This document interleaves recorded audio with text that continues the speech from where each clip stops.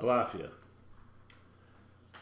Every week, week after week, month after month, for more than a quarter of a century, we get calls and emails inquiring about our procedures for people becoming Ifa priests. The problem and the solution to becoming an effective Ifa priest lies not simply in the process of initiation, but lies in the process of preparation, initiation, and ongoing teaching. In Africa, for thousands of years, the potential Ifa priest would work for, apprentice to, a Babalawo, oftentimes for many years, doing everything from the menial work to the eventually more sophisticated helping, but always watching, always looking, always learning, always trying to pick up on what the Babalawo or Ifa priests that they were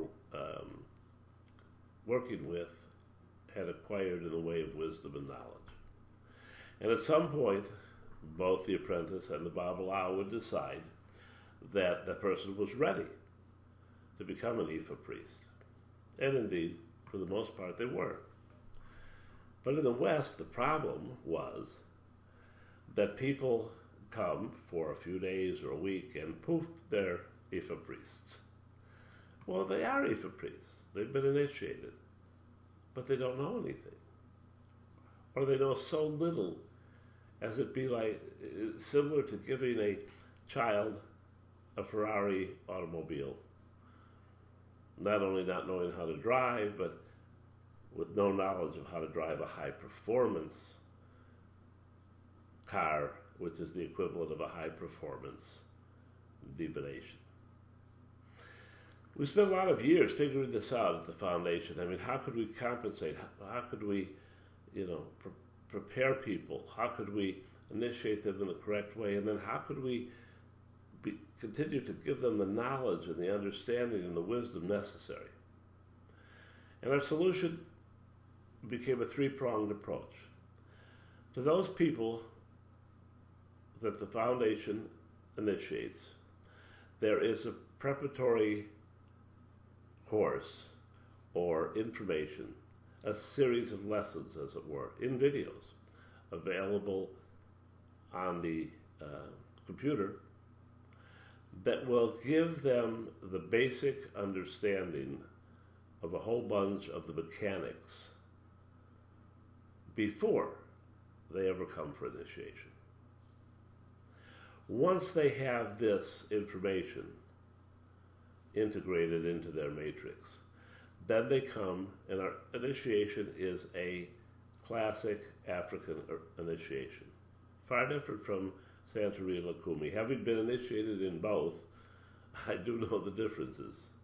And these aren't small differences, these are major differences. But at any rate, initiates receive a traditional initiation in the African way. Following that initiation, they have several days of intense training and work. They learn to read the Opale, they learn the energies of the Odu, they learn to work with the Opon to be able to establish a primary guardian for somebody, or an ancestral reading, or a life path reading. They learn how to make a shoes. It's a lot of work, but that's what they're here for. And upon leaving, upon returning home, from my perspective, that's when the real work begins. Because we have established an ongoing training program that initially, for some weeks or months, each initiate will send via email their daily divination to me for analysis, critiquing, helping them to understand and learn it even better. At some point in time, when I feel they have learned the mechanics sufficiently, they'll begin to read themselves every fifth day. But the same process will be in place. They will send the divination to me, and I will respond either with a video file like this or with an audio file, talking about what they did right, what they could improve upon, what they could perhaps learn. After some months of this, and it depends upon the person, it might be 6 months, it might be a year, we then broaden that out into not only examining the Odu, but examining the previous Odu, and examining what happened in their life, or the client's life, in the interim, and how that related to those energies, and what they saw and caught, and what they missed but realized later on they should have caught or understood.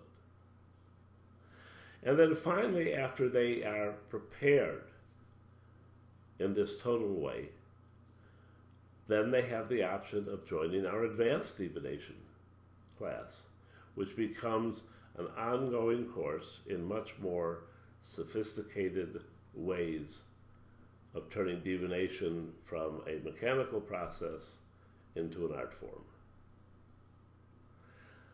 I hope this answers your questions, and who knows, maybe we'll meet over the Opone. Until then, love and blessings.